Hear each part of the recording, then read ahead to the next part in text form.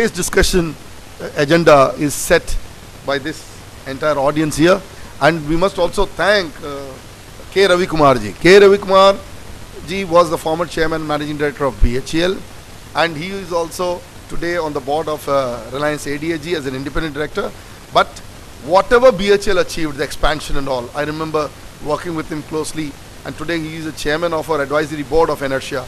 And I tell you, we are very thankful that he could take his time off and come here and be with us. So, in fact, these two stalwarts are our fathers of the day. Yogendra Prasad Sahab on my left and Ravi Kumar ji on my right. Again, please give them a big hand. So to begin, everything has to begin with an auspicious occasion. You know, so I think we must have the lighting of the lamp, and I would request first Ravi Kumar ji and Yogendra Prasad ji to please come over.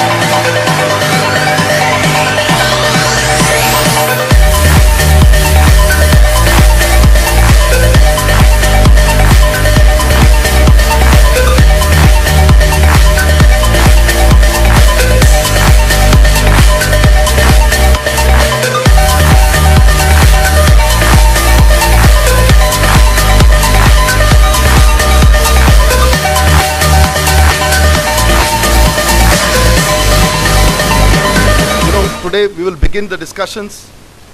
I once again welcome everybody, and I must also recognize the presence of some very lady stalwarts here. And I think if I can have from Petrotech, we have, may I have your name, ma'am?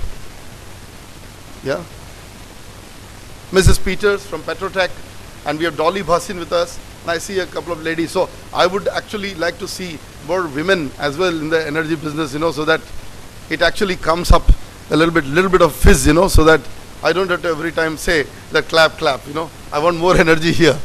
So let us begin the day. See, we are in a sector which is a highly challenging sector situation for us, and because we need to give time, and we have quite a lot of people who can give views, and the people on the front are basically the intervention front. So that it's like a dialogue. We will not like to have a monologue here, and I will try to see how best I can moderate this, because The best people are around here. In the meanwhile, to begin with, let me give you a little background, and then the procedure will be Santosh would say a few words. I want to give you a little bit of a gist, So what I did, I tried to find out the situation of GDP of nations.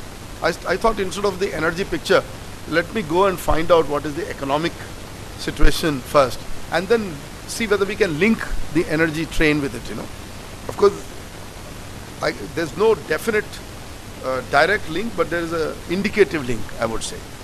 For example, today, as far as the IMF World Economic Outlook 2014 goes, because that is the recent one that has come and the most authentic data available to all of us, the US was at the top, and I give two figures here. One figure is based on current prices, the GDP at current prices. So I'm going to list the top 10 countries from the point of view of GDP from current price level. Okay. At the top is US at 17.5 trillion US dollars. At the number 2 position is China at 10.3 trillion US dollars.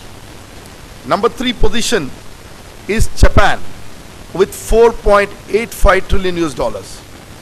Number 5 is Germany at 3.9 trillion US dollars. Number 6 is France at 2.88 trillion US dollars. UK 2.83 trillion US dollars. Brazil 2.22 trillion US dollar. Italy 2.17 trillion US dollars. Russia 2.09 trillion US dollars. And last, the 10th number is India at 1.99, to be precise, exactly 2 trillion US dollars. This is from the current price level, which is a calculation which we will say it's realistic, but hard reality is we have another domain which is called the purchasing power parity based GDP calculation. So here the scenario changes drastically. At the first level is United States, almost even at 17.5 trillion US dollars. That means there is no difference between their PPP index and their real-time GDPs based on current prices. At the number 2 position also, the change is not there in terms of position, but in terms of figures there is a change. It's interesting, please note, China is number 2 at 14.6 trillion US dollars, and you'll remember the figure I quoted for real-time GDP was 10.3 trillion US dollars. So you see how the GDP swells in PPP terms when we talk about it. At the number 3 position, you'll all be very happy, and I think we must all give a big hand, is India at 5.43 trillion US dollars. India is on the real-term GDP map the number 10th country, but when you look at the PPP index, you suddenly see India is at number 3. And for those who understand PPP, most of us will, but I will just say purchasing power parity is a simple idea where you need to know what is the potential in terms of earnings to afford certain issues, like afford electricity, afford water, even buy a vada pav or a samosa in Mumbai. What will happen to the purchasing power parity? I think it will be very costly for any person from the United States, from his own relative terms, to afford food. And we all know when we have traveled abroad what happens, if I want a breakfast in Canada, I'm a vegetarian, so I will struggle to get a vegetarian breakfast. But even if I manage to, I think I need about 15 Canadian dollar to get a decent breakfast, And we know what is the purchasing power parity terms. In Mumbai, you can get a nice breakfast at 25 bucks. When I'm saying this is real, I'm not talking the McDonald's, I'm not talking those issues, but real issues, you can get it, So that is a simple indication of what will happen to the purchasing power ability of people when we look. Now I go further to that. Japan is at number 4 in PPP terms at 4.83 trillion US dollars. Germany at number 5 at 3.34 trillion US dollar. Russia at number 6, 2.63 trillion US dollar. Brazil number 7, 2.5 trillion. UK number 8, 2.49 trillion. France number 9, 2.33 trillion. And Mexico 1.92. So you see what happens here. So the PPP map changes drastically compared to the measure of real-time GDPs as we see it. And this is not my figures, this is IMF figures which are authenticated, available to you literally on the web. The report is there. So this is what the scenario is. Now, I could not map up the energy scenario of all the countries, but I am giving you top 5 countries on the basis of electricity generation. Okay? Now this is in gigawatt hour terms, and figures are available with me for 2012-13, not for 13-14, because this probably is the audit and those situations that does not allow me to access figures from the past, but then clear indicator. The world generated 22,504,332 gigawatt hours. The world generated 22,504,332 gigawatt hours of electricity. And this, if you see the top 5 out of this, is China generated 5.4 million gigawatt hours, US 4.3 million gigawatt hours, EU, that is the European Union, we don't have individual figures for each country at this point of time, but I can do in a later date, is 3.3 million gigawatt hours. India 1.11 million gigawatt hours, Japan 1.1 million gigawatt hours, and Russia 1.06. These are the top 6 countries in terms of electricity generation. So this is the figure I want to throw. So I'm not deciphering anything out right now, but I'm just wanting you to have a picture of this. Now comes some data from Central Statistics Organization, extrapolated by me, because I have not taken as is various conditions, because the data is 2013, report is 2013, data is a little bit older. So I have to do some extrapolation. So basically, the real-time GDP growth rate of India was about 8.7% in the last 5 years. That's what they are saying, 7.5% over the last 10 years.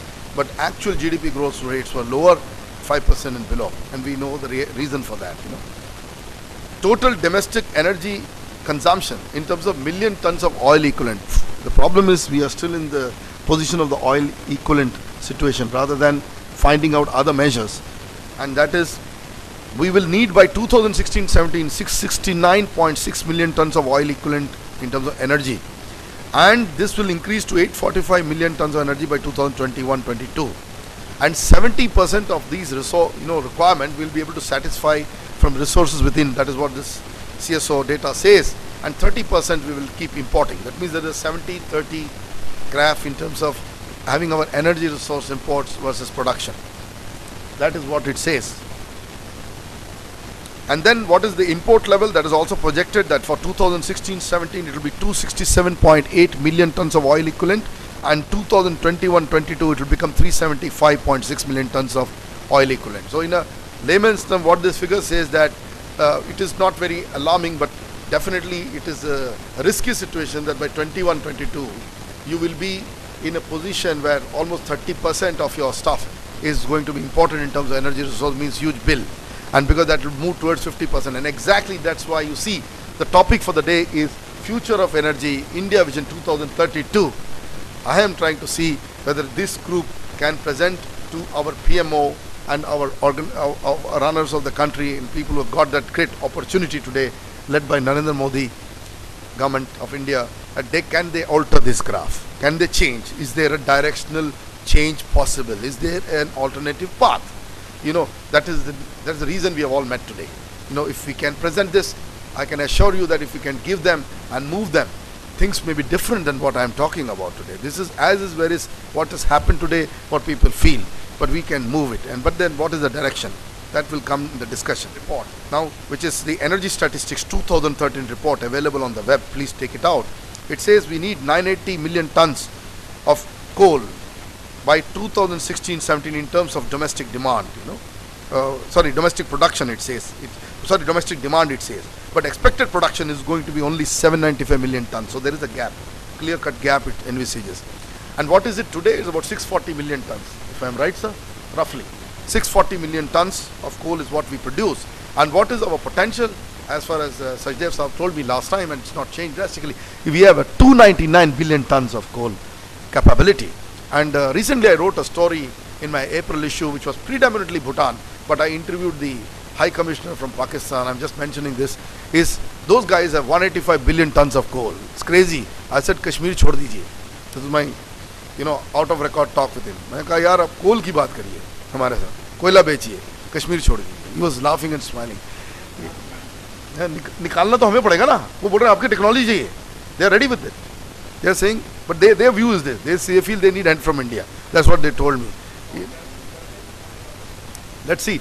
But basically that's lying in your Sindh province, that coal. And they are the 6th largest country in the world, production. We are the 5th. you know, that way. So we are very close, 299 billion, 185 billion, and bordering the states of Rajasthan and Gujarat. So I see geostrategy and geoeconomics in this. I'm not saying whether it can be done or not. I do not believe in a no answer. I believe there are always ways and means of looking at it. Of course, the ifs and buts is only one thing, whether those guys will behave, whether they will have one government with whom we can talk. So these are other agendas which defense experts and strategy experts would talk about. You know, we also have Alok Mehta ji, so he knows better about this thing, and I would like him to say a few words. Now, installed capacity in India, I have a lot of figures like here. After that, our growth rates in coal is just pathetic. We are at 4.5% annual growth rate, which cannot satisfy our own demand. If we want to even satisfy the demand that we are talking about, we need to grow at 9% in the coal sector. Am I right, sir? Minimum? I know, I agree with that, but this is the figure of 2012-13, you know, average out, you know. So what I mean to say, we need to go beyond this, what we are doing. Absolutely. So basically we know why our crisis has come. So it's come from there literally.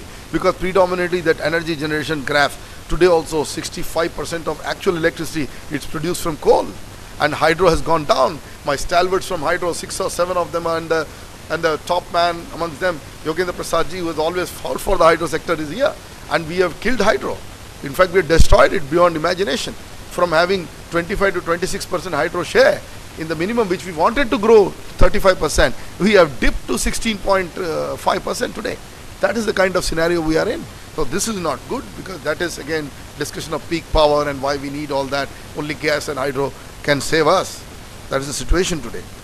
But India is the 4th largest consumer of crude oil. Let us understand this. We are a highly energy consuming country. We are a market for the rest of the world.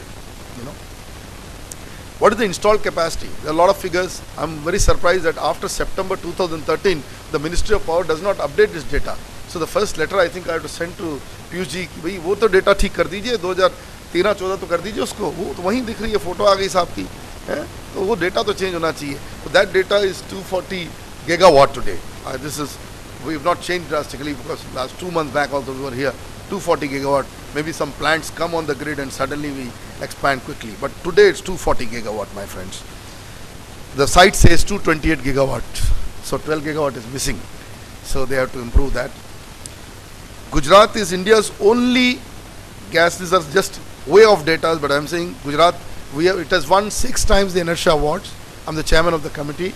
I did not see any other state who could win from the parameters, but I'm not touching the other factors of why the state has gone up. But one very important area, Gujarat is India's only gas grid ready state, and the rest still have to come up anywhere near that gas grid readiness. So we talk, when I talk of gas grid, it is not only related to energy, power, it is also related predominantly to the transport sector, and then that also forms the overall graph of energy, which we are not discussing today. But we all need to know our dependence on the gas grid is so critical to move the economy, and we need to procure gas for sure. We need to find an arrangement and a strategy to get gas from the world market. You know, without that we cannot grow. Pramod Bhatt from Chhattisgarh, the real state which actually gives 24/7 electricity today, I can assure you, because in some portions of Gujarat also there is electricity cut. It's not from village economy we cannot say 24/7, but Chhattisgarh definitely it has come to a 24/7 situation. In fact, they have surplus, such surplus they have. Even Gujarat has surplus, but Gujarat's surplus is very different from the nature of surplus that Chhattisgarh has, because being a coal-driven state, you know. So I would say the surplus of Chhattisgarh is waiting to go, waiting to be absorbed, and I don't know. You know, this state is a potential state for every other state to deal with, you know. So I want to see it from going from a very central driven model to a model where state starts cooperating, and the national grid enables this to happen. So the grid infrastructure must achieve this. Then these are just little nuggets, you know. Then coal reserves I have already told you, but I also tell you India's natural gas reserves are 13 billion cubic meters, massive, you know. 1350 billion cubic meters, 1350 billion cubic meters of gas. That is the reserve that India has currently, and these are estimated reserves. And for crude we have a very low 775 million tons. So you can imagine, or metric tons, sorry. You can imagine that the gas reserves are far in excess in the country compared to the oil reserves. So these are all indicators what we should do where we should go, where we should focus. Yeah. Now one very good thing that I want to tell you is India's total renewable energy potential assessed is about 90 gigawatt, in which wind is 50 gigawatt, small hydropower is 15 gigawatt, biomass is 17 gigawatt, bagasse based cogeneration, if you know, bagasse is basically sugarcane waste, and this is great potential, is 5 gigawatt, but my view is different from this report because I am not quoting what I believe in. This is from the central government report. I believe it's 20 gigawatt. If there was any bagasse based operator here, he would have said that professor is right. That's the kind of potential with sugar factories in Maharashtra, in UP. We are, and they are not accorded the real renewable status. And half of the times, these factories just don't produce electricity, because once they don't get bagasse, they're not allowed to use coal, and they don't get coal supply. So another area to look at, to fire those plants and keep them on the grid. So probably it's a hybrid model that will emerge out of this, that when they don't have bagasse, they will use coal, yet generate that electricity. They operate as coal stations, coal-fired boilers, and those kind of ideas. So that is the potential there also which exists. Because this potential is not massive when you look at what we want to add. But this is village economy. Huge amount of rural economy gets fired in this. The need of the rural economy is much lower than the urban economy. There is a new word. I remember Abdul Kalam Sahab wrote that Pura, providing urban amenities in rural area. But I warn everybody, in India brandished in 2003-04, me and Prakash, who co-authored the book, wrote about an idea called RELSI, Remote Location of Strategic Infrastructure Industry. And I believe there is an interesting simplified version of it called urbanization, which has come. But therein lies the fact that remote location of strategic infrastructure industry is critical to the success. We can't provide only... See, when we say providing urban amenities in rural area, although I am a great fan of Abul Kalam ji, but I don't agree with him on this principle. Because this, what it does, it ends up providing toilets and bathrooms and does not go beyond that.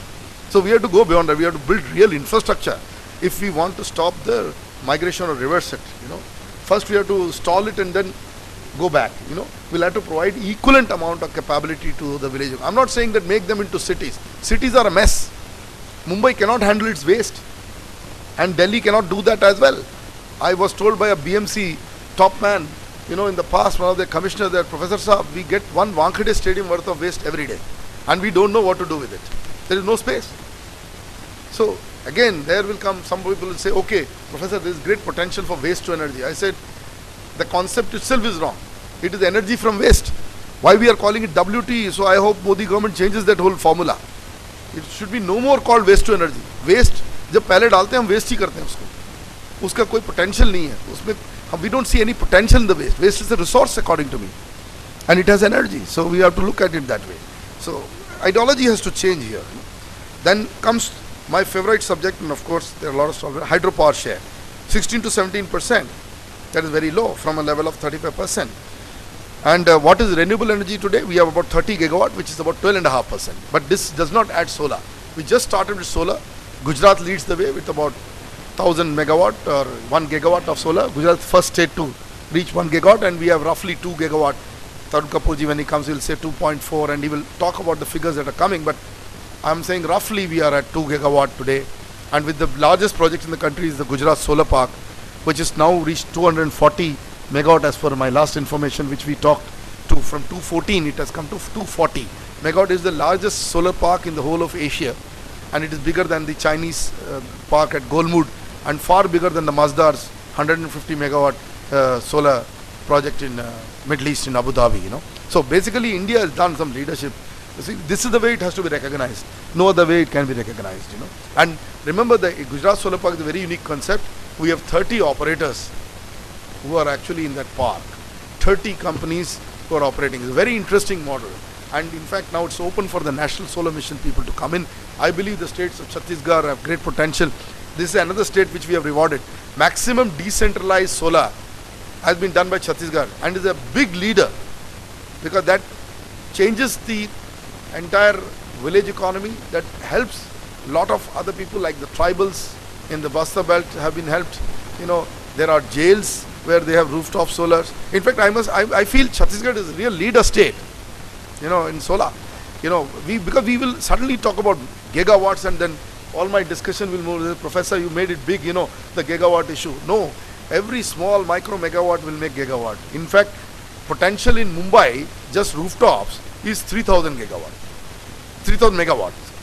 That means 3 gigawatt. Same way Delhi is also 3 gigawatt. Rooftops केवल हमारे इतने powerful हैं. So it can wipe out the shortfall that you have in these urban centers of India. 2 top urban centers can wipe out their shortfall if we have a rooftop policy starting here. But unfortunately, we do not have even a national rooftop policy. You know, it is still struggling to find. You know, it is got entangled in integrity. So these are the issues that are there.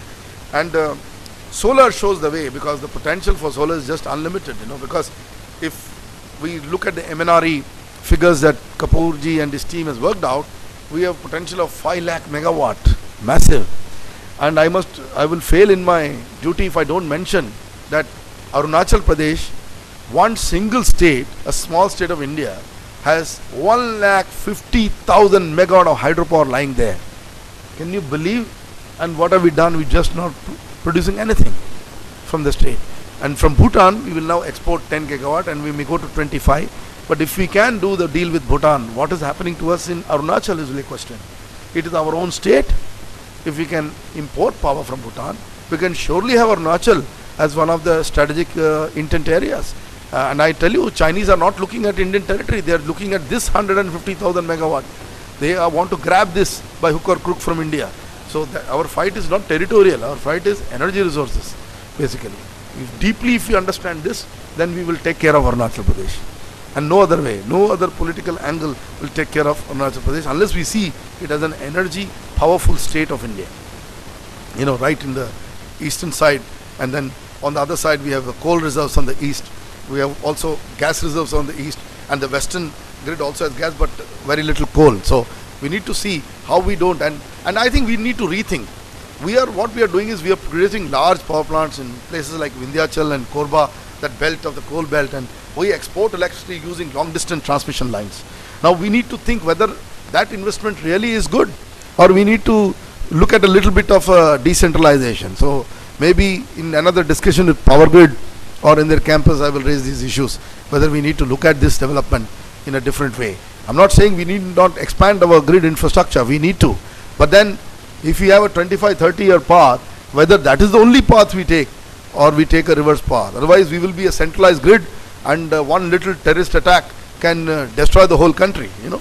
So we need to look at also these kind of security issues, incapability of transport of power or long distances, you know, its limitation. You know, we say, okay, we will make HVDC, we will reduce the losses, but that is all, we are only going in circles. According to me, the best thing is to go back and decentralize, I would say, substantially that infrastructure, so that you get power in situ.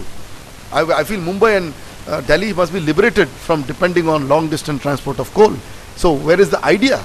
Where is the discussion? So anyway, I just put up a few thoughts that I had in the forefront.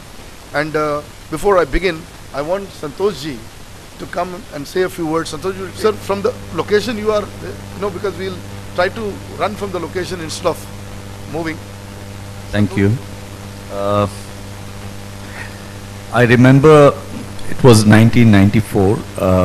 I had started a spate of publications, starting with 3: Express Computer, Express Pharma, and Express Hotelier and Caterer. These were the 3 publications I started, and later on went to around 30 publications. And the 4th or 5th publication was Express Business Avenues. They are trade titles going to very specific audiences.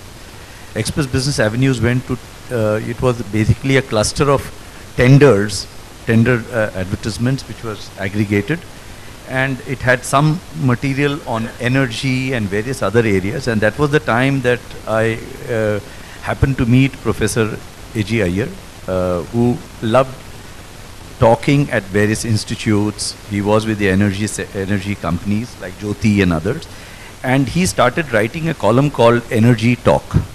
That is how our association started. The column got better. There were more readers. It was very, very explanatory. In fact, now when I recollect, I can identify Professor Saab with 2 very interesting characters. One is Carl Sagan, who did a series on space, and he would narrate the story of space in such a manner that it made interesting viewing. it was in the 90s that this serial ran. The other gentleman that I can correlate Professor Iyer is somebody who stood for the IT industry called Devang Mehta. We have a great occasion to make this as a very, very historic event because we have the right government, we are putting the right paperwork. I think we need to empower a person like Professor Iyer, who has got tremendous energy. I think that he has not left any chapter of energy incomplete. When he talks to me, when he comes to my office, he almost gives me a picture of what the scenario would be, how energy just is not energy but affects every walk of life. Imagine India to lead in energy professionals, like when Devang Mehta fought for the IT industry, he got India on the map of the world because of IT. I think Professor Iyer has the capacity to make energy professionals be exported to the world after it can satisfy ourselves. This big plan, I think he's looking at television, not the way television is run. I think he has done more than 120 programs. I have seen some of them. Amazing clarity with a bunch of very dedicated youngsters. And he says, Santosh, we can train them. So I think he can propel people in engineering colleges who don't have jobs, don't know what to get the fire that how one sector, just the energy sector, the power sector, he can move mountains. But what he needs is our support and just not talk, but we need to walk the talk. So I think we need to make this as a very eventful day. Many of us hold important positions, some in media, some in hydro, let us use everything to empower this man who works. I mean, today he works 18 hours, but I think he can add an hour or two more. He can mentor people. He can take things ahead. Very few people like him, very selfless. I was talking to him the other day and said, here's a man from Dombivli who has come to Delhi. He comes alone, he talks to people, meets them, fires them with his imagination. But I think we need to take something from him and, really give back in some manner. I think if we talk of him, I think him as a very better Indian, which I have a foundation called Better India Foundation. I think all of us over here need to empower him. We need to declare ourselves as better Indians. We need to do something about it and take it very strongly that we have now got a place in the sun. So it's just not another meeting. I think it's very historic, right time that we are having this meeting. All white papers, blue papers, black papers are ready with him. All statistics are ready. He has the best people in his think tank. What do we need now? We need to talk about it. Till the people who are able to act on it, they have no other go. They have to implement it. That's the role of media. I see that as a big role. If we are not doing that, we are not doing our job. So what is media today? It's just not print, online, whatever. So I think he has built a lot of these articulation platforms. So with this recognition of the unknown, we should be able to bring everybody into the forefront with their views on energy. Just this one subject and put India on the world map. Already the statistics which he read out shows that we, in parity terms, we are number 3. I think we can take it to number 1. And that's all possible because we have enough resources. We need to think right, act on many of them. Some states are showing the way and that will lead the way for others. So I would really request everyone not to just be present here, but sort of take a vow that we are going to be behind him, because where will you get another A.G. Iyer? It's very difficult. I mean, it's something which is very rare. So let's make this work. Thank you so much. Thank you, Santoshji. As he rightly reminded one thing, that the potential, so I forgot to label that. Today's meeting is 1000 gigawatt potential by 2032, of which we say 250 gigawatt can be renewable. That means we wanted the renewable, and this 250 does not include hydro, because that's the way it's gone, because hydro is seen as a major driver of the industry. So if we add hydro to that, we would see something like 400 gigawatt worth of projects, up there in renewable portfolio in totality, because hydro is renewable according to me. And it's unfortunate that the whole discussion is only the small hydro is renewable and the rest is not. How it's different? There's no difference. The same water is being exploited for generation of power. So that part has to change. So if we add that, then this whole equation is 1000 gigawatt with 400 gigawatt of hydro and renewables together. That is the hydro and all the renewables together, and 600 coming from the rest. But The hard reality is still 600 comes from conventional sources. We're still at 60. We have not graphically changed a lot of things. So I would love to see if we can change that plan to a 50-50 at least, and or reverse it. So that is the outcome of this meeting should lead towards that direction, rather than having a status quo on what I am talking about right now. You know, this is the scenario from today.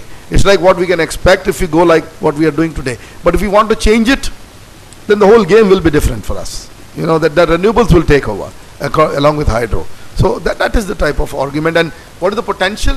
The potential, again, we have written $3 trillion worth of potential by 2032. But remember, the definition of $3 trillion that is at today's cost, and it is referring to today's GDP. India's GDP is 2 trillion.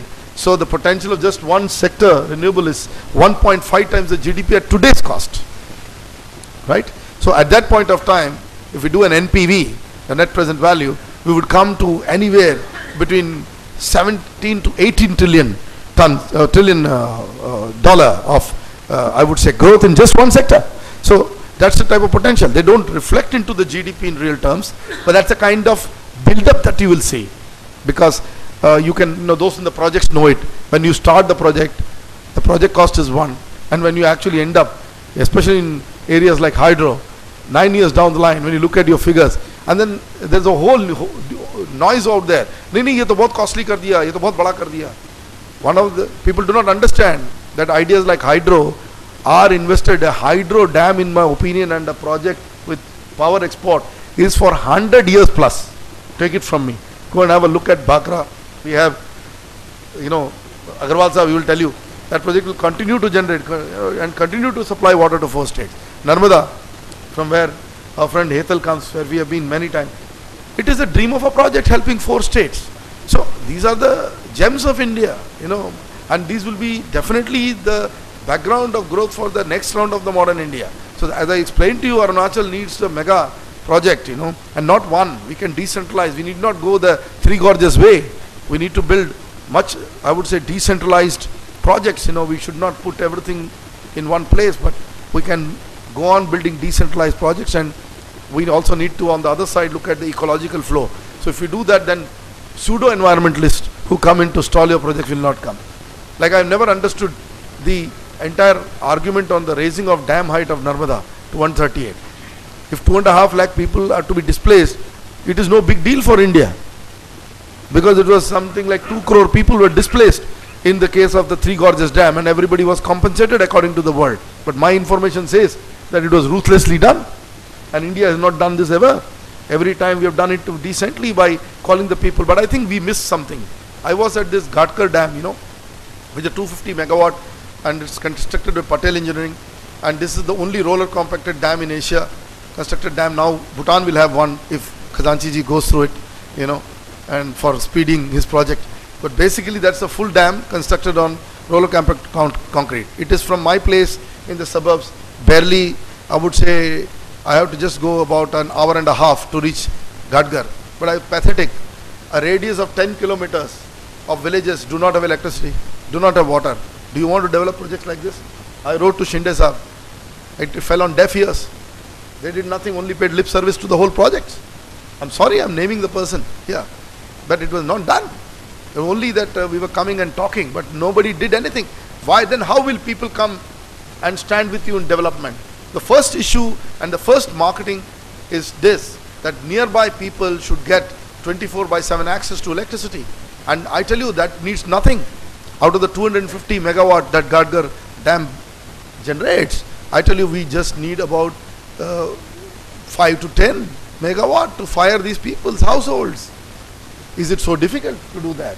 Issues. Anyway, I would now like K. Ravi Kumar Saab to start the discussion today and tell us, you know, where we stand, what is the future. Go ahead, sir. I think all of you are power experts. So if you see, you know, first, whatever is the said and done, thermal still seems to be the backbone of Indian power industry. So about 67% of power which is coming is from thermal, and whatever is being added, it is mostly thermal. Somehow, you know, the others I can explain later that how they are not picked up that much compared to thermal because it is easier to put and also it is standardized units. I think even in thermal, what I am seeing is that one is, today we are having problem of coal availability and the space at which the units have been constructed and the size of the units, etc., and also the nature of technology. If you see, you can 60 megawatt set or a 30 megawatt set or a 110 megawatt set or 120 megawatt. These are the sets available today in the country. If you replace them, you can get about 10,000 megawatt, and the heat rate of the station, if you see, is 2600 kilocalories per kg in case of 110 megawatt power station, whereas if you see 660 megawatt with 565 superheat and 600 reheat, it gives close to 2050 to 2100. So you can save 25% of coal straight away by changing these stations. They are already 30 years old. When I was there in BHL and we, NTPC and CEA and Power Ministry, we formed a committee.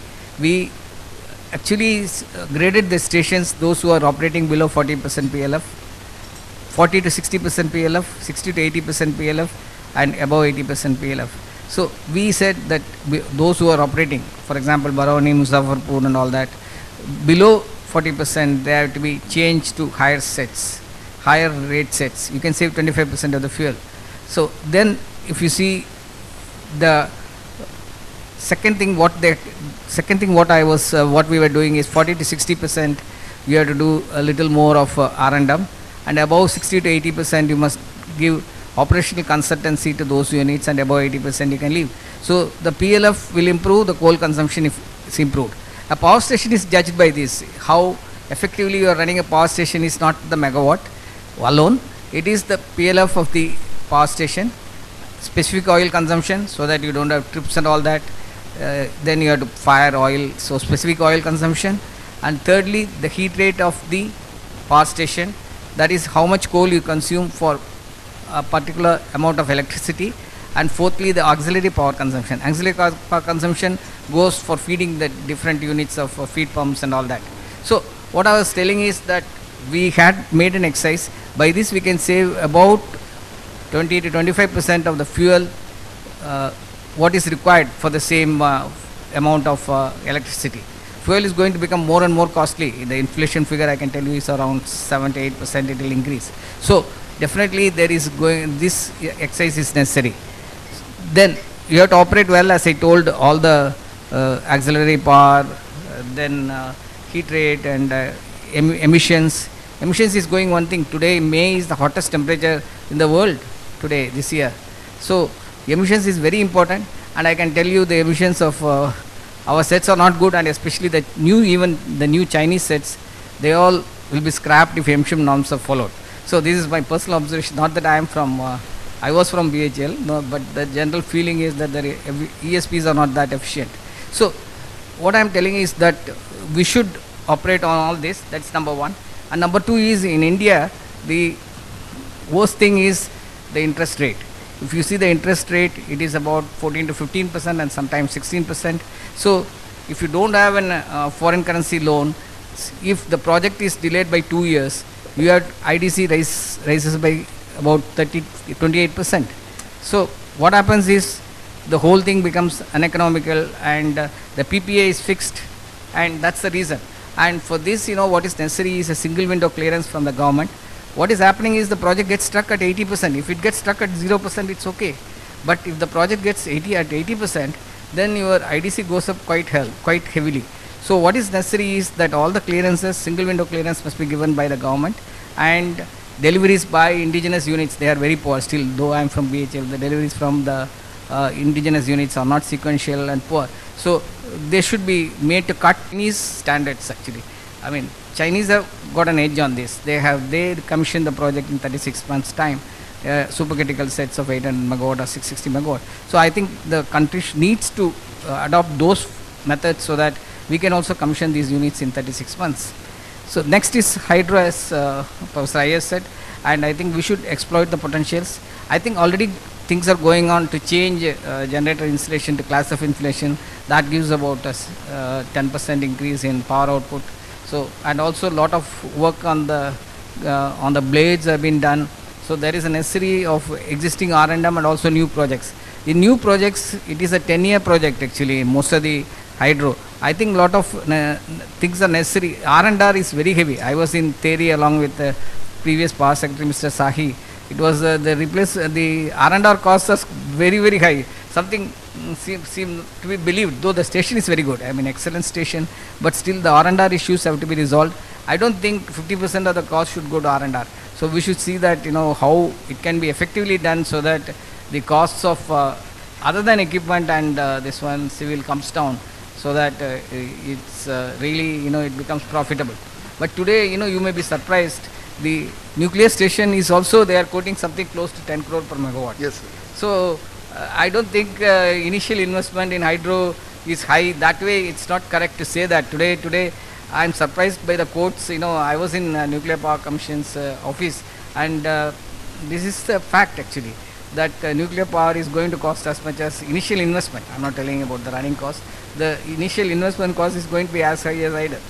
And thirdly, if you see nuclear, we have done some, as I told, now the fuel linkage has been somewhat solved after, one of the few, I shouldn't say, one of the things which Congress has done is really, previous government has done is that nuclear agreement, and definitely, more nuclear fuel is coming.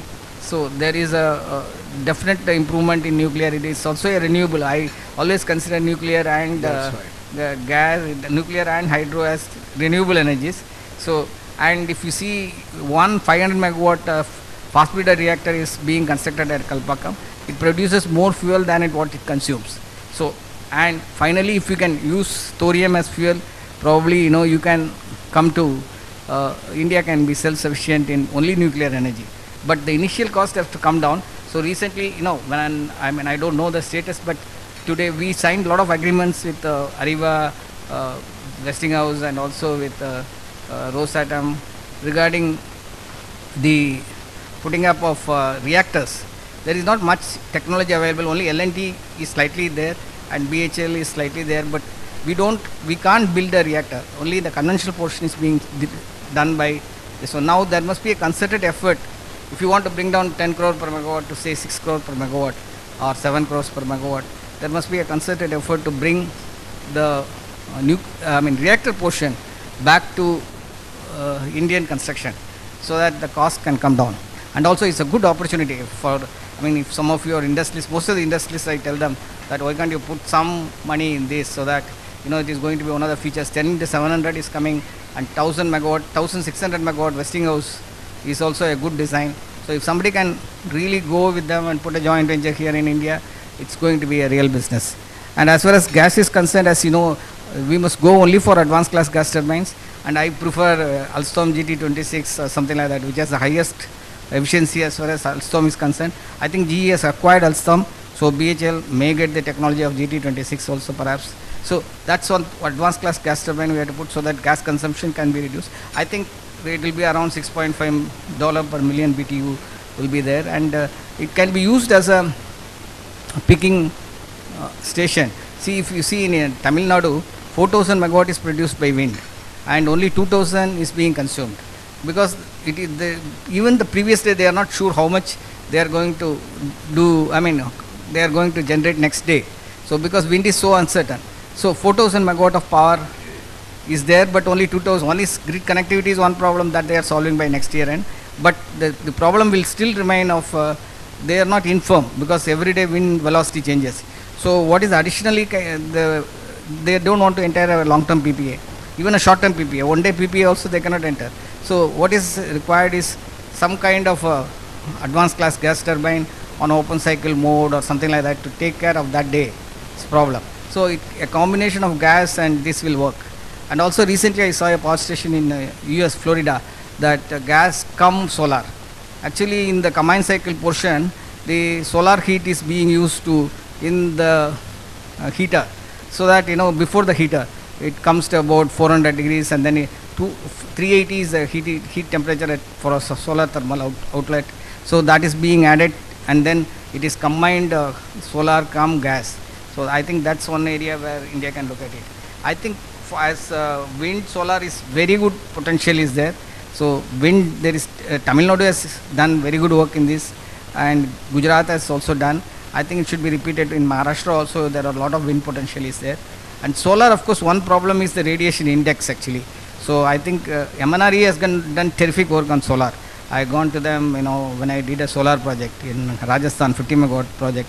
I went to them and really they got very good data, and I think everybody can benefit if they visit the MNRE office and then get those data.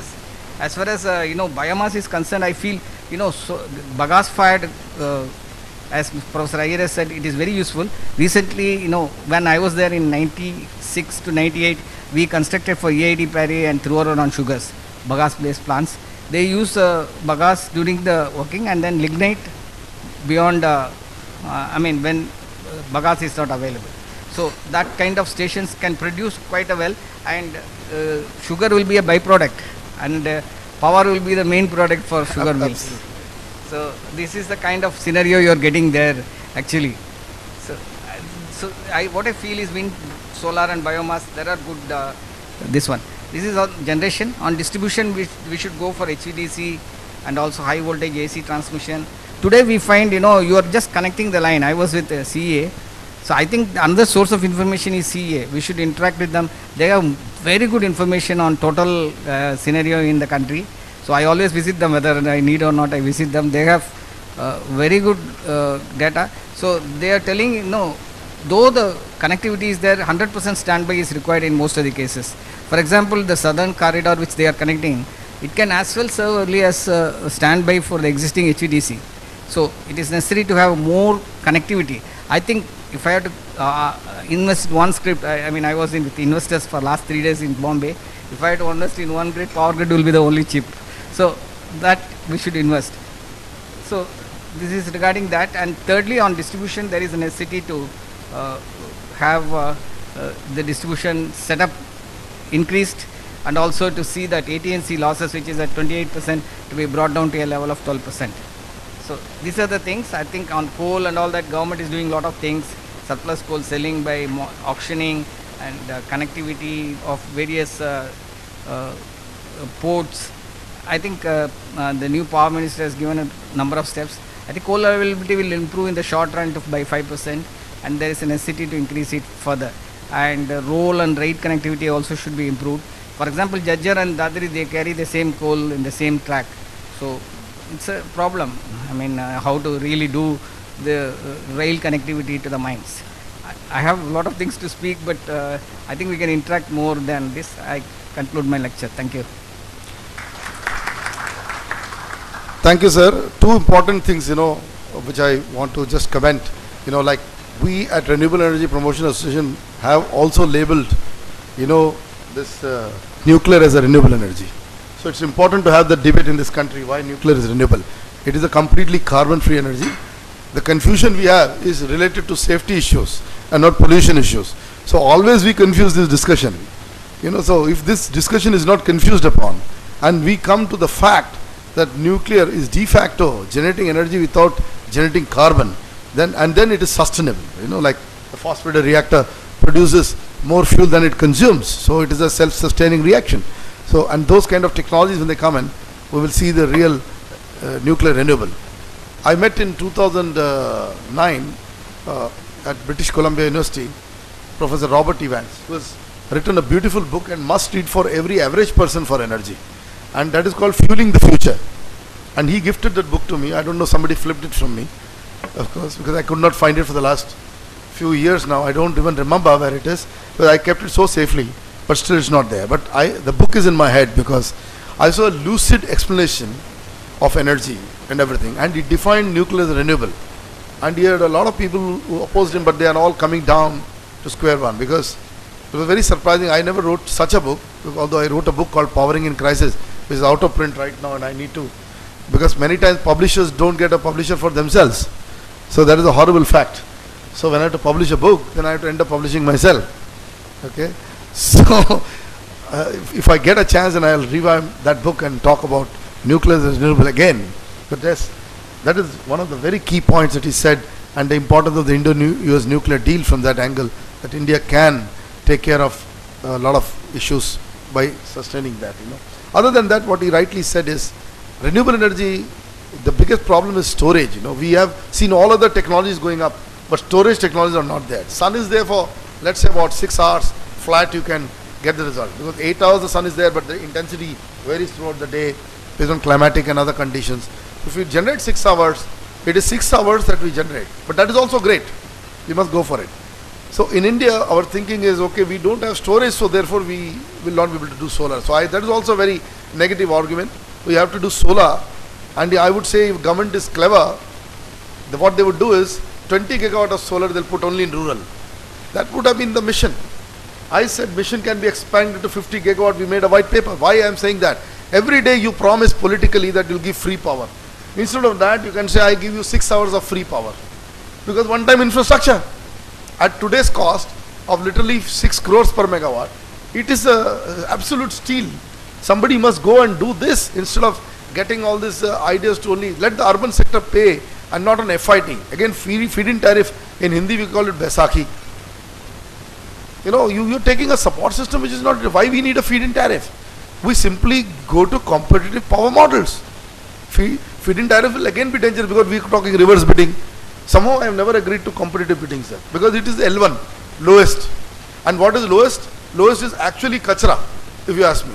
Because all that Chinese stuff that we have got, and all my private sector guys, 70 gigawatt of this Chinese thing has come in through an RTI. We have got that information with us. This is 4,20,000 crores of investment. That means 70 billion US dollars, biggest scam in the country. And not one media channel of my friends. I gave to, I don't want to name them today. All of them I gave them the data. None of them are interested because they barely understand the subject. All of them sit there every evening. I was stunned when the Prime Minister went to Bhutan, which was our April issue, which we contributed to Bhutan, and we wrote to him. We're very happy to say that Anusha wrote and said, you must, not look at the other countries but SAARC, and we were very happy that the PM was there. And in a way, we were vindicated by our stand of doing that issue in April. And look at what the media has done. On that evening, we had no discussion on any channel on the Bhutan issue. But morning they all showed. Prime Minister going, talking, all the pastry stuff was going on. But nobody understood the geostrategic importance in energy and other terms of why we went to Bhutan, why he went all the way. Because there were 7 to 8 heads of state on the day from the SAARC region. Why should he only visit Bhutan? And next thing, I predicted it. He will not go to Japan. And he has cancelled his visit to Japan, see, with Shinzo Abe. And you know what is the reason for that? I will explain to this audience. The reason is we are very worried about what is happening in Iraq. And we need his presence here. We need decision making here. We are watching what is happening in Iraq. So a lot of things out there, the important thing is already done, Bhutan. And we are trying to go to Bhutan in August because we do a hydrovision conclave there every year since last year. Five years I did it in India. I'm doing for the next 5 years in Bhutan. And they cooperate with me. A country we must love to cooperate with, So with these, I would like, because it started with the hydro thing now, after Ravi Kumar ji said, we'll go with Yogendra Prasad ji on hydro. And dear friends, just I would like to talk differently on the power sector. Because what I find, I have written many articles, and recently in 2012 also I have written one article, Health of Indian Power System and its Impact on Indian Economy.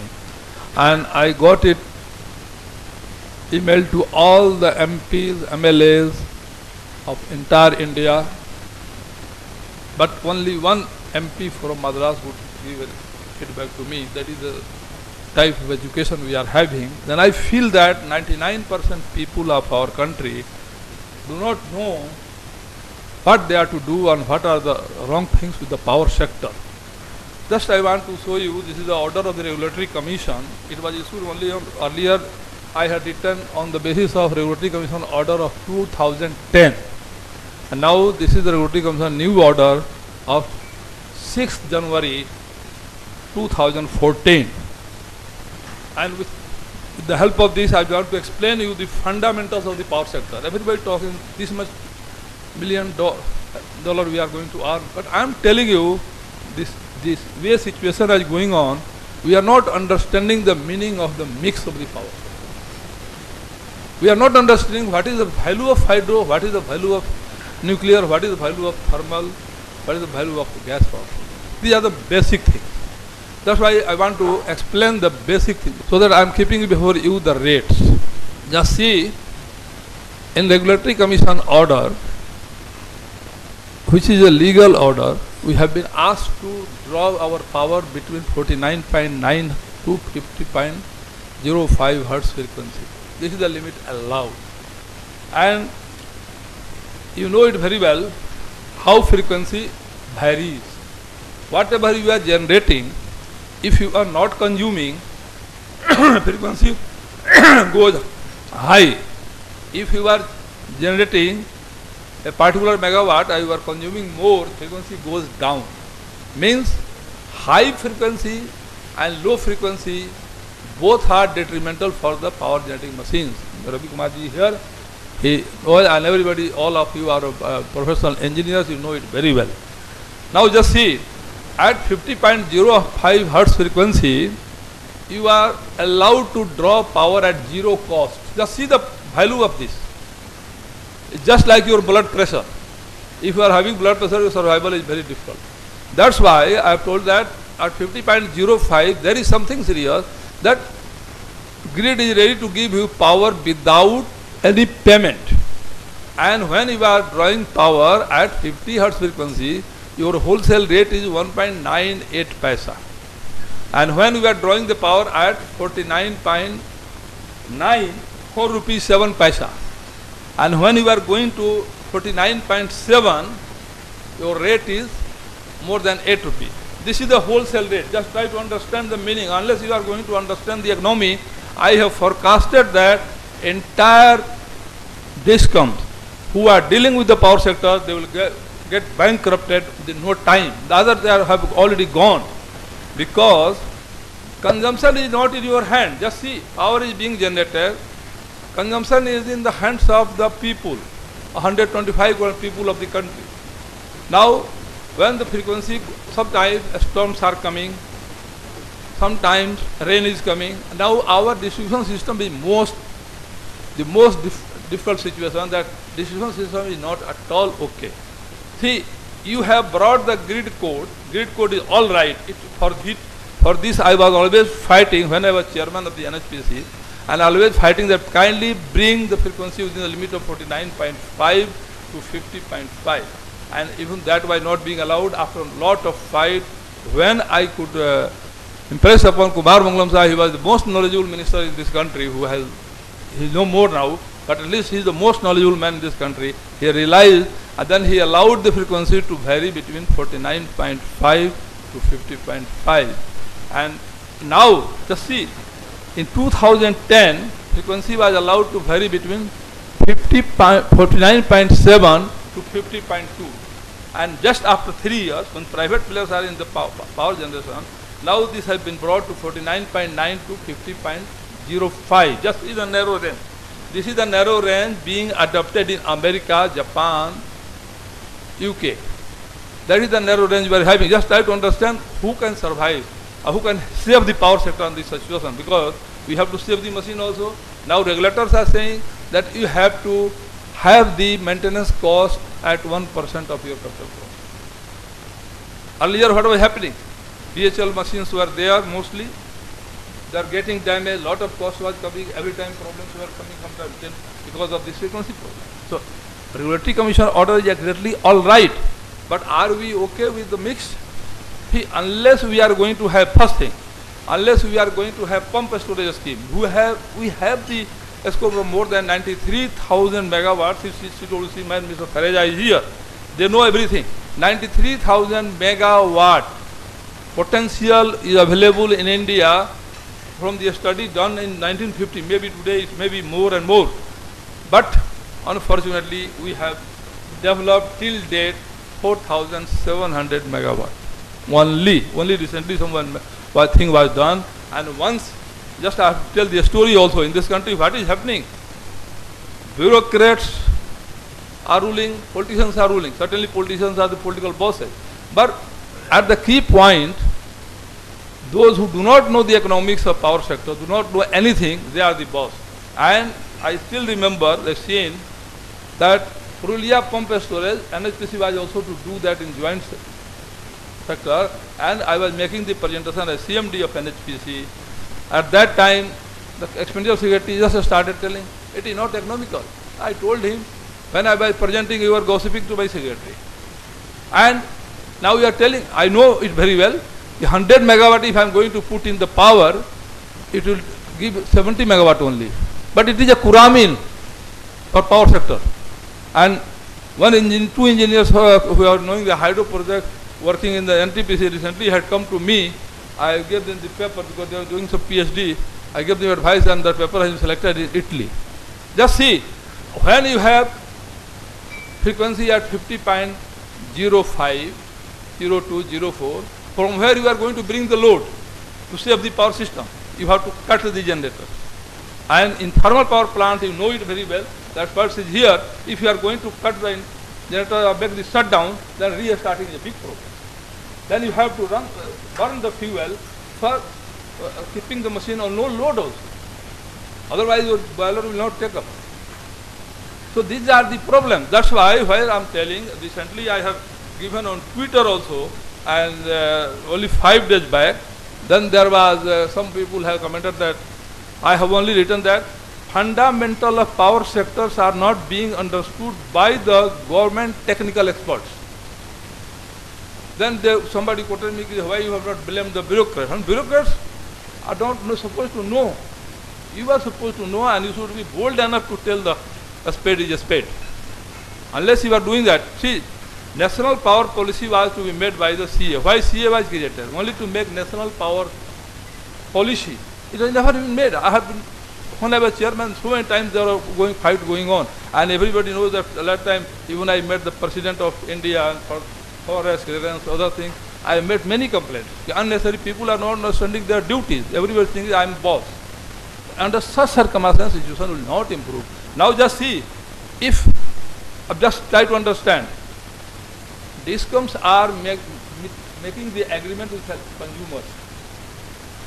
Just see, if your power rate is 2 rupees at 50 hertz frequency, what is going to be the final cost after adding the transmission loss, adding the distribution loss, adding the theft, some quantity, and then some profit to the DISCOM? It is going to be almost double the generation. If it is 2 rupees, another cost will come to 2 rupees. Finally, minimum tariff you have to keep at 4.5 rupees. For distribution, for domestic, I am telling you of anything. Then, if you are going to drop power at 49.9, your wholesale rate is 4 rupees 17 paisa. Then your rate will go to more than 8 rupees. From where DISCOM will bring the profit? And how they can control, unless they have the proper mix. Just why I am telling that hydro project is required, not run of the river. Rather, the projects which are run of the river, that should also be turned into a reservoir project, so that we can have surplus energy available in the system. Just see, the benefit of hydro is that it can start within minutes, stop within minutes. This facility is available only with gas power projects, but unfortunately, in our country, we don't have the gas. And either if you are going to import, cost will go to more than 16 rupees. Now, just see, power is such a peculiar thing that we can't store it. Now, solar, we have to develop. You can use solar in the daytime throughout the country. But in the evening time, you can start reservoir slowly, the moment frequency coming down. Just I have seen and closely watched the development of China, because I have visited more than 15 times to China since last 87. And I have seen it now that their frequency is most of the time I am telling you, even 15 to 20 hours, continuously it is 50-50. Because they have got pumped storage, they have got the storage. Even UK power is maintained through that. But I don't know, the country which knows everything, in our country, people talk, I have added this much megawatt, that much megawatt. But they don't understand the fundamental of the subject. Now just see Brazil. Brazil has 93,000 megawatt of 93% of total hydro. Only 5-6% they are managing with thermal, because thermal, you can store the coal for the future. But as much as water is available with you, kindly use it. And what Risha was telling regarding the rehabilitation settlement, just I am telling you, that I have done it practically in NHPC. Did that project in less than 3 years balance work. And then what I did, another work. I'm just telling you, just see how high works are not being done. I told Divya Singh Sahab, kindly sir, have the meeting with railway minister and let us draw an MOU. He told me, yes, because he took lot of interest at that time. I don't know what is his position now, but at that time he was another man and he took lot of interest in that work. So what happened? He came with me to Nitish Kumar Sahab and we called the railway board chairman. We signed an MOU that in 9 months time railway will be shifting all these things. After signing the MOU, work of railway and work of NHPC were defined in that MOU. I went back and Jayaprakash was our contractor at the time doing the dam. I told him to start the working. Railway thought Mr. Prasad will call the tender, make because they thought that it will be done next year. Within 2 months time, dam was raised 15 meters because work was going on down. Because when I worked in NHPC, I did hydro press in 4 years. So Mera is an example. And my a lot of officers are here. So see, then what happened? In 2 months, I raised the dam by 15 meters. Suddenly, railway safety forces people came and they told my chief engineers be arrested of NHPC. And why? What has happened?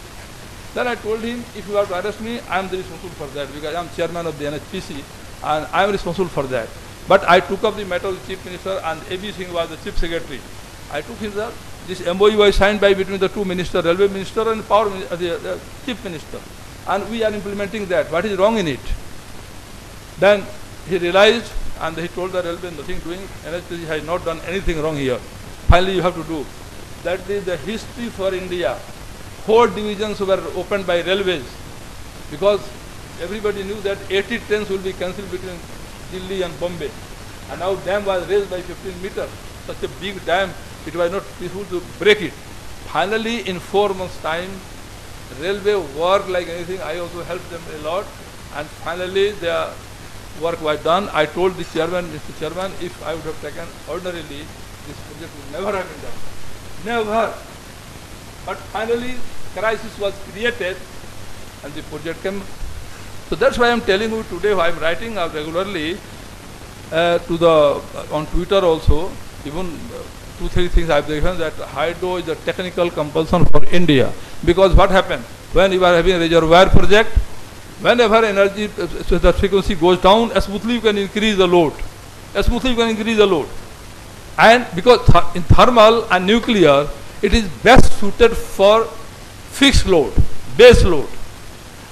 But power consumption will be always variable because it depends on the 125 crore people. And that is the distribution side. So India should do 2 things. I'm giving you the practical examples, not I'm talking of many things. We'll discuss now and we shall finalize. But first thing, we should make the distribution system of India, we should start from metropolitan cities immediately underground so that failure of power is not there. Secondly, we should do reservoir project and pump storage project with maximum priority. That's why I have given to Prime Minister one other tweet. I have given him that huge damages has been done to the power sector. Now work on war footing can only repair the damages.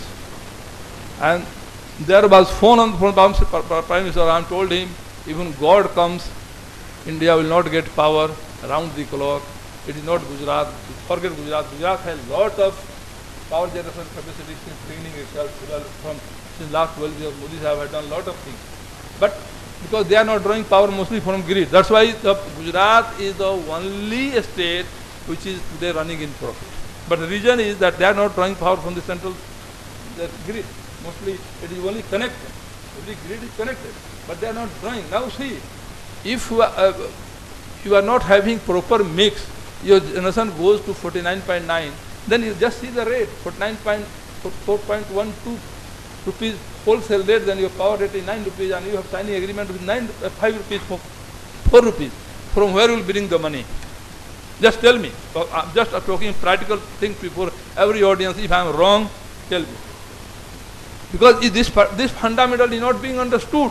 Now what is happening? Private sector which are running in the America, Canada, Japan, their frequency is most of the time, it is 50 hertz.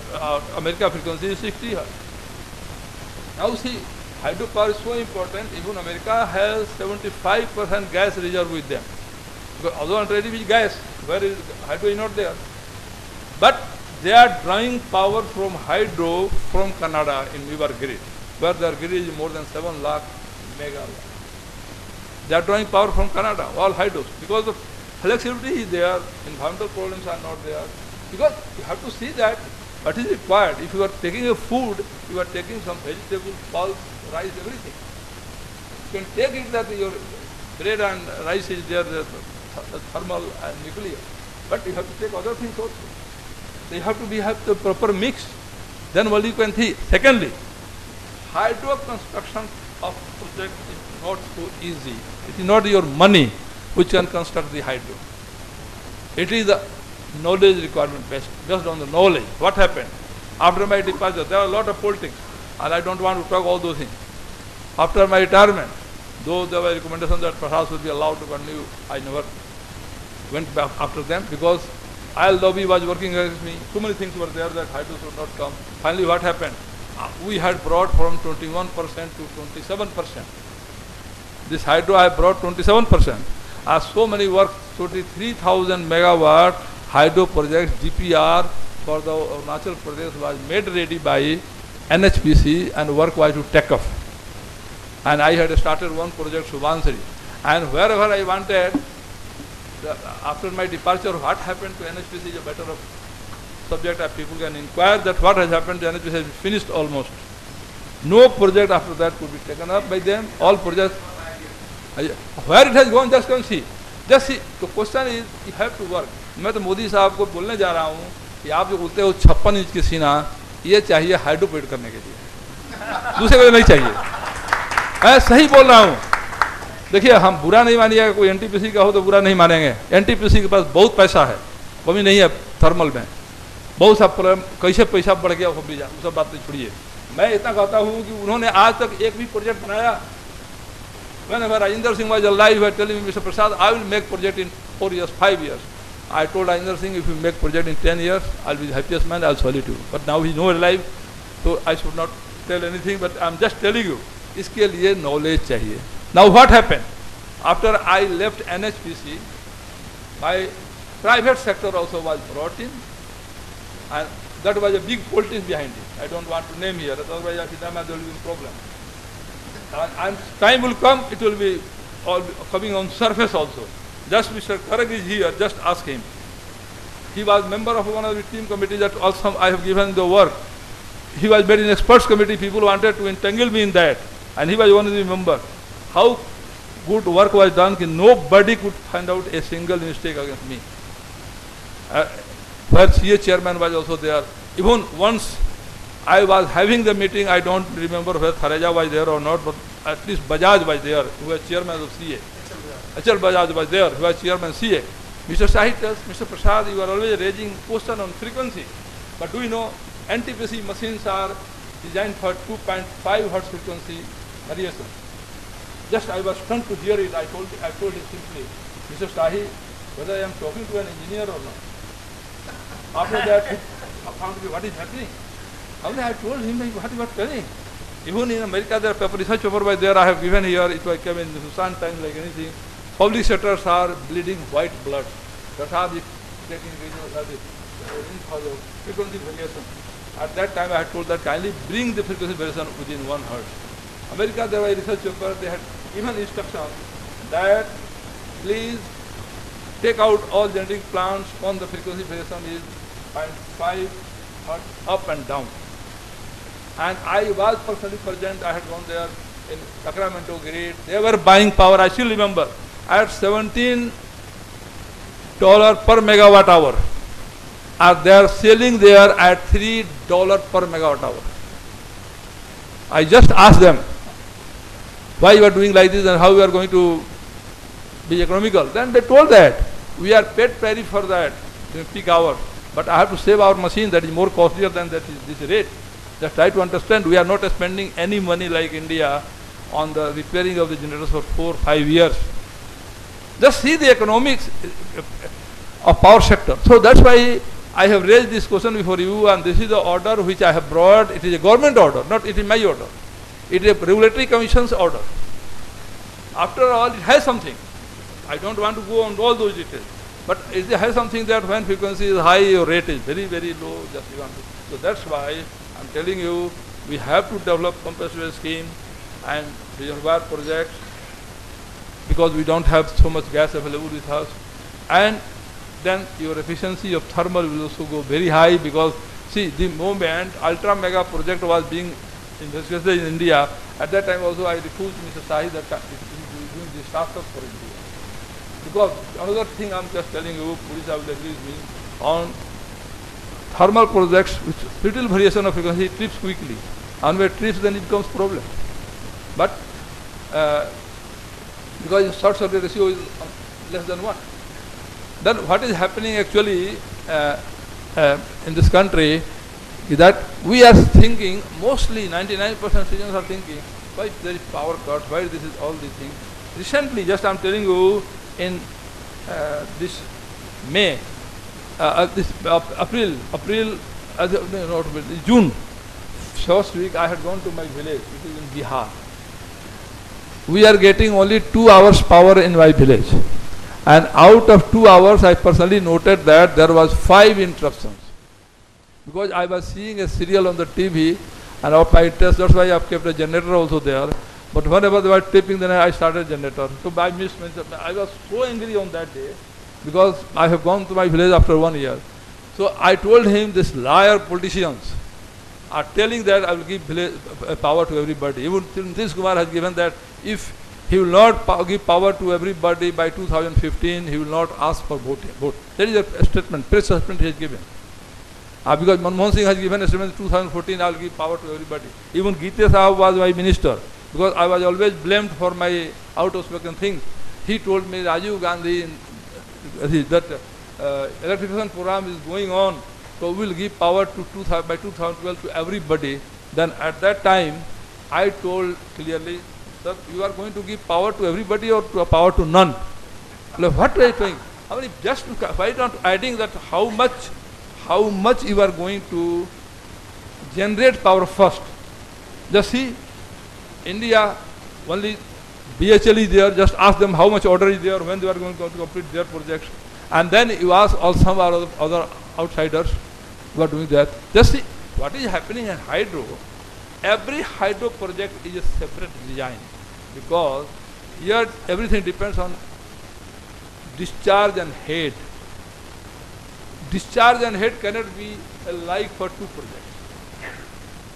It cannot be, because if you are going to cascading projects, head is different, discharge is different. Just see, so daughter of difficulty are there. CWC is created for design of the mostly for hydro projects. So they know it very well, what is the problem.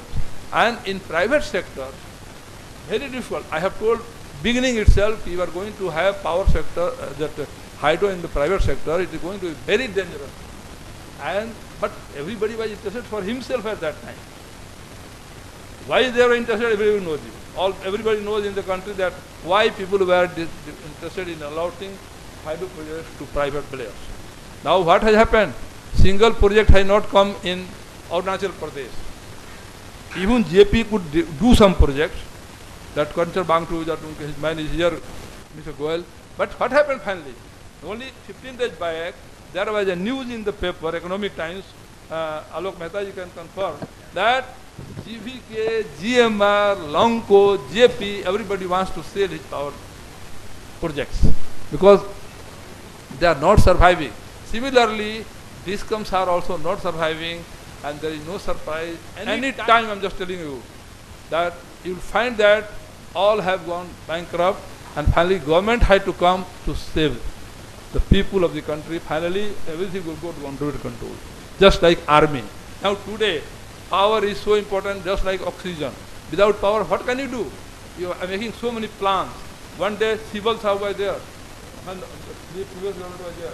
He was going to give me one award also on that day. Just he told, we have provided power to everywhere, and online transfer of money, everything is possible in our government. I told him, sir, do you know how you are not giving power to villages even for 1 hour? But your banks are doing, what you are talking? I am not bank from village. I am talking to permanent, 100% correctly. India would have been the top economy in the world provided this power sector should have been taken proper care. And just I am not telling anything to anybody. People are capable. I think people will do the good things in future because Modi Sahib himself is a very, very competent top politician. And in 2004 he has called me for Kalsar project. When I was chairman of the NHPC, he wanted to associate NHPC for doing their project. That is a very big project, and that at that time the cost of the project was 60,000 crore. But unfortunately, that NDA election was announced 6 months earlier. Nothing could happen. Otherwise, Modi Sahib also told me to speak something in Bhavnagar, and I spoke about more than 2 lakh people were there, and I spoke there also. So I'm just going to meet him also and going to tell him, sir, your dynamism can work only when you are going to improve the power sector. After improving the power sector, hydro cannot come immediately, but it will come after 5, 6, 7 years if you work round the clock. But one thing you can do, provide stop all subsidies to India, but provide some subsidy to gas power project which can be commissioned in 1.5 years or 2 years. Wrong. Because provide the subsidy, once power is available, India is a superpower in the world. And that you can do through that. That is why, in brief, I have told you, balance we will discuss, all experts are here. But I wanted to tell you that grid code, nobody is thinking today. But I am very minutely thinking it. On this I am writing, I am telling you, this is a university order. Beyond that, how any discount can survive. This I have told Mr. Iyer Sahab on 21st of February. I have gone to Vadodara, where Modi Sahab had fought the election. I told them at that time also. All Gujarat top people were there. I told them, you know everything, but tell me what is the solution. With these words, I wish that this organization will do something today and will recommend something good thing, and we will have discussion. So, and everybody, if you have anything, question, yeah. Prasad Sahab, as usual, you know, it was at the India Power and Energy Conclave organized by Energia Foundation and Renewable Energy Association in Vadodara that he was talking about, and that was reported by the grid code was first reported, and it was really that we were not prepared for the kind of grid code we are writing, and almost all the papers reported in the country. But I think everything gone silent. I don't know why this topic is not at all taken, and he has been literally championing this cause, if you ask me. And this is very important when somebody champions the cause and when it falls on deaf ears. I hope the current ears are listening, you know, and this voice I'm going to take as why we wanted Prasad Sahab to chair it, precisely the reason that we want to send this to the Prime Minister, that this is the most important issue in the country. Your discoms and everything will go defunct, as he rightly says, if we continue in this manner.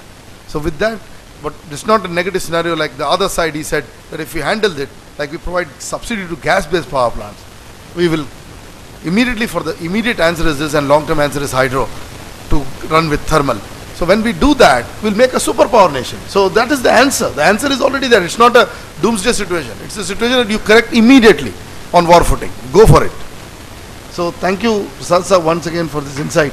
And I would like Alok Mehta Sahab, because he has heard these two stalwarts, you know, and also whatever we spoke.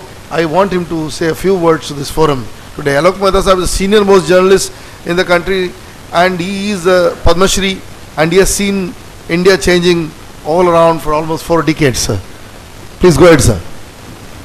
Hello. Frankly, I am not an expert on the power, but as a journalist or as a person from a village like Mr. Prasad, I will have some observation about, because I am very much impressed with Professor Iyer. He used to talk on television when we met on some channel also. I thought he is doing a very great job for the country, where we need more power, when we want to compete with China. And when we are talking about the Mr. Narendra Modi, who is now Prime Minister, I also met him 3 or 3.5 years back in Gandhinagar. At the time also he discussed about the power. Even I still remember one book he gave me about the power sector, what he wants to do and all. So I think we have a person like Professor Iyer, and from here to Prime Minister, they are more optimistic. And as a journalist, I always feel that we should be more optimistic. Because when we are talking about the superpower, I remember in 1985 when Rajiv Gandhi came in power, you must be, because all senior person are there. So we went to Washington and we wanted supercomputer at the time. And Ronald Reagan was the president, and then almost it was refused. How India can imagine the supercomputer? But you see now the 40% our people, they are dominating in computers in United States itself. So if we dream something, and I'm not praising only the Rajiv Gandhi, but I'm saying that we dream something, then we can achieve also. So now in power, when we are competing with China, I remember 10 years back, almost 2005 or sometime when I went to China. 93 also I went to Narsingh Rao, and then 2003, 2005. I've seen Mr. Adani from Gujarat. He's dominated there in Shanghai. He's a big power project there. So why we can't do in India whatever resources we have? So I have few points about when we talk about nuclear. Maybe nuclear agreement is a big achievement for Dr. Manmohan Singh. We need nuclear power for big industries. But at the same time, what Mr. Prasad mentioned, we need more hydropower.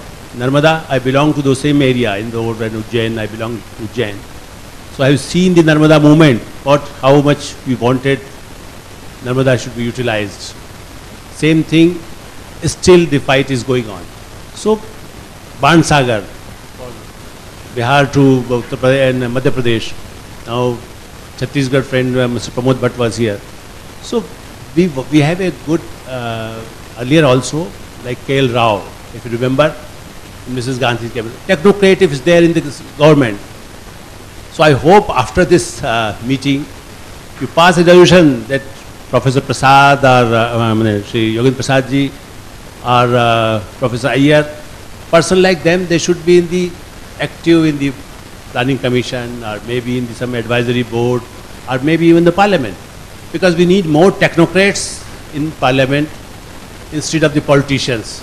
They have billionaires, but we have talent, good engineers, good technocrats who can deliver in the power sector, in the water resources.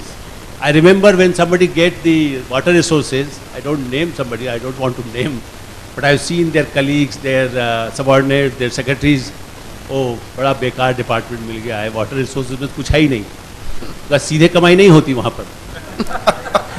Sorry to say, I'm not blaming, but I've seen it, that's how I feel. But I remember KL Rao, he was a very dynamic person at the time. He was talking about the Kumar Mangalam, I've seen the Mohan Kumar Mangalam ji.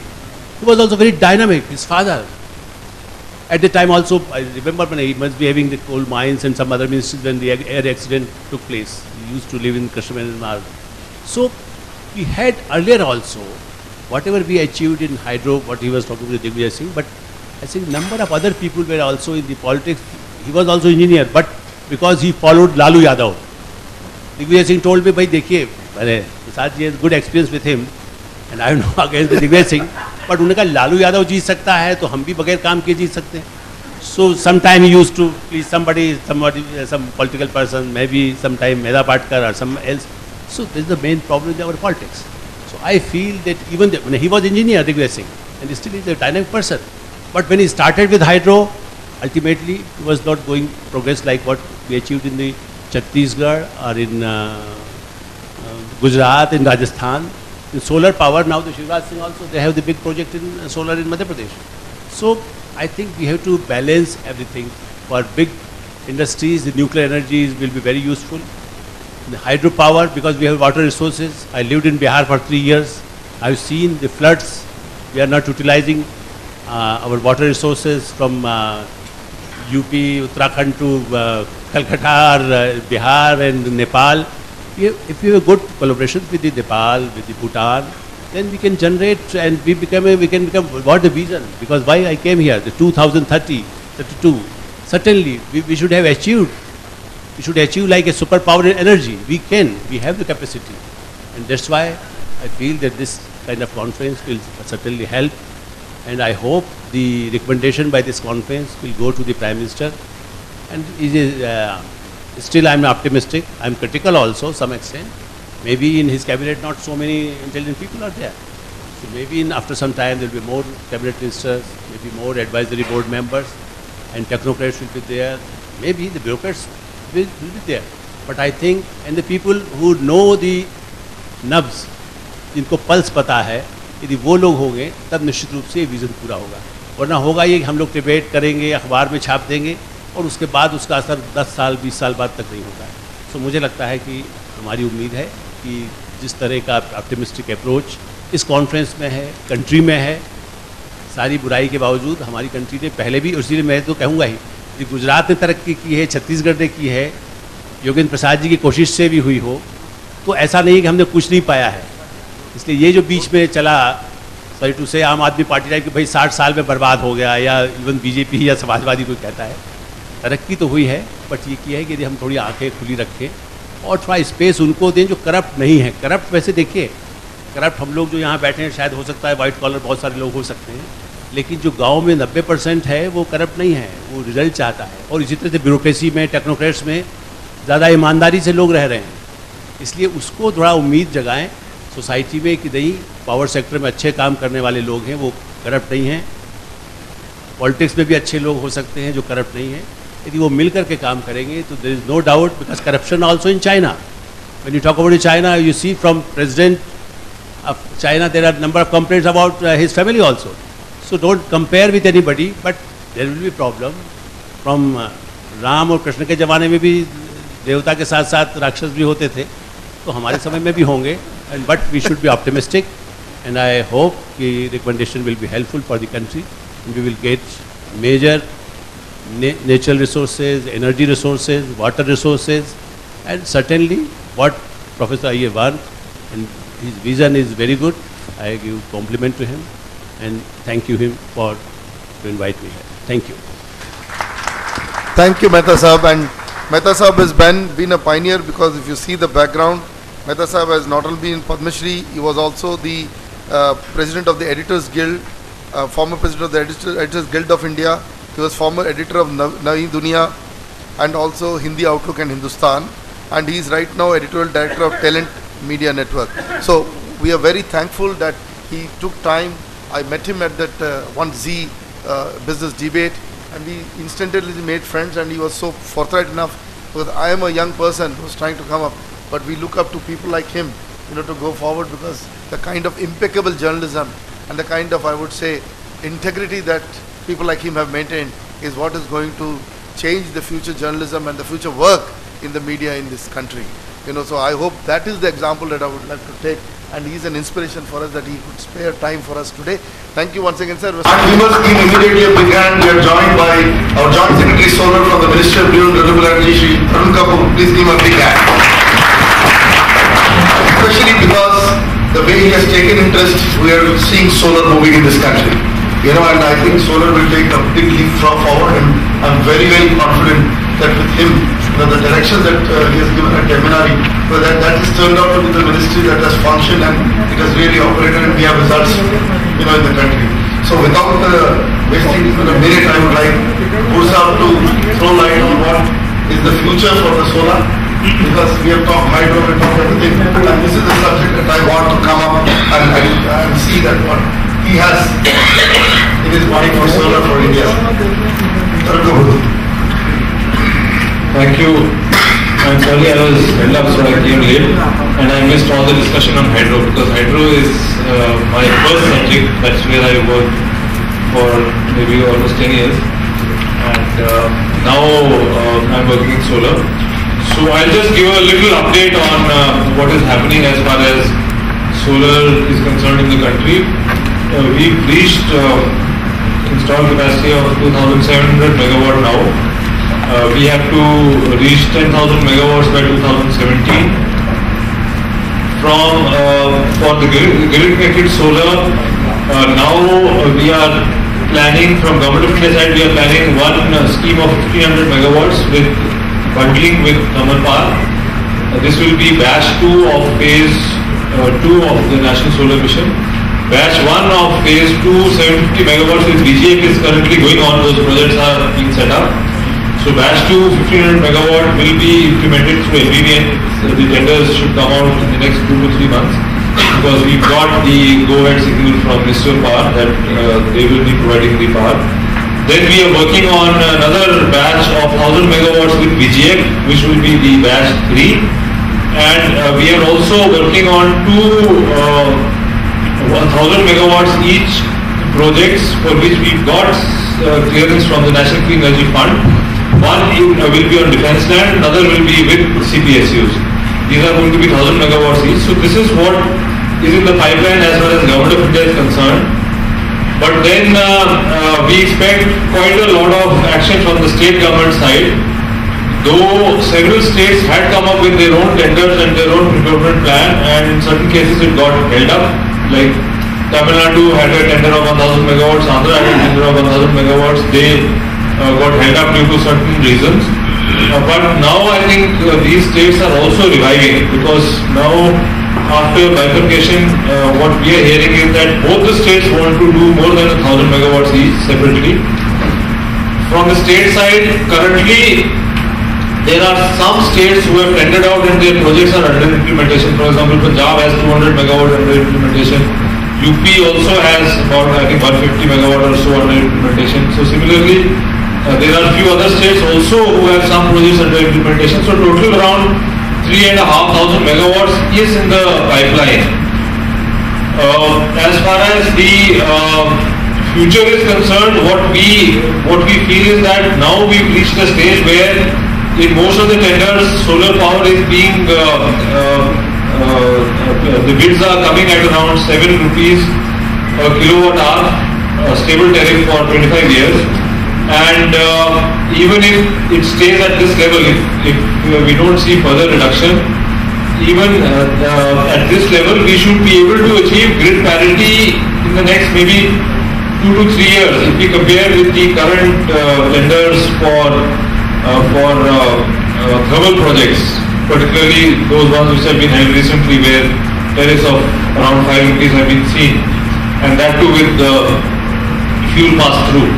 So, and with accelerated depreciation, because the solar accelerated depreciation is allowed, so with AD, the tariffs being quoted are 6.5 rupees or even lower. So, and this I am talking without any government benefits. If we include the VGF and all which we are giving, then in any case we are aiming at tariffs of 5.5 rupees or lower. We are also planning some large projects. We are calling them ultra mega in solar. And we are defining any project single project more than 500 megawatts as ultra mega in solar, which is actually very big, because world over so far one has not seen such large projects. The largest ones planned or under execution are just around 700 megawatt. So we are talking of much bigger than this. So far the largest in India is just 131 megawatts, but what we are planning is one very large one in 4,000 megawatts in Rajasthan, and one 4,000 megawatt in Gujarat, then one 5,000 megawatts in Ladakh, then another one 2,500 in Kargil, and now recently we've got offers for 2 projects of around 1,000 megawatts each from MP, and maybe one large one in Andhra. So therefore we have these plans in place for very large projects also in solar. They may take some time to come up, because just that planning part and getting that land and all through may take another 6-8 months, and after that then we should see the implementation start. So our aim of 20,000 megawatts by I think 2022, we should do much more than that. On grid connected rooftop, again I think we expect a lot of action. Today morning we had a meeting with the forum of regulators, where we did discuss this, because so far the biggest hindrance has been that we've not got the orders from the regulators, state regulators. Only 6 regulators have come up with orders where they are allowing connectivity with the grid for small distributed generation rooftop projects. So that is one area where we hope that there will be expansion automatically without any government intervention, because already there is a lot of interest, a lot of queries we are getting. So one should see a lot of growth. So these I think are the growth areas. One more area which I can mention is pumping, solar-based water pumping. There again we should see a lot of growth, and this will also help the discoms, because if a lot of agricultural load shifts to solar, then that subsidized power which is going into agriculture sector, a lot of money would be saved, which discoms are spending, or sometimes state government is promising to reimburse but it's not getting reimbursed. So there again one should see a lot of action. So I think this is just an update on what's happening. Thank you. Wonderful, sir. We got an idea about how solar is moving. So one good statement from your side, which I think we have discussed, is we will far exceed the 20 gigawatt the way the interest from the states. And states have a key role, as you rightly said, other than the policy that the centre is making. The states have a very major role in growth of the solar. And I think that is one of the very important areas. Even sir, solar thermal, I think we have achieved some success. I'm not sure whether our success in this, but still there are some good projects which have come up. One 50 megawatt station, Right. another 100 megawatt they get commissioned today or tomorrow. Right. So and I think the results are reasonably okay. I'm not saying very good, but for the beginning it's good results with these solar thermal projects as well, as I understand from my sources. They are pretty expensive. Yeah, but I think long run, if you see a very long-term path, solar thermal is also way out. One of the things that I want to tell this forum is, it's not that this versus that. It is we need that basket, which Yogendra Prasad ji rightly said in the beginning, that people must think of the mix. People must think of the scientific mix that needs to come, and so everything will be needed by this country. We can't say this versus that. So it is about what that mix is all about. So the discussion is about that direction of the mix, and not one against the other. And that is the highlight of this.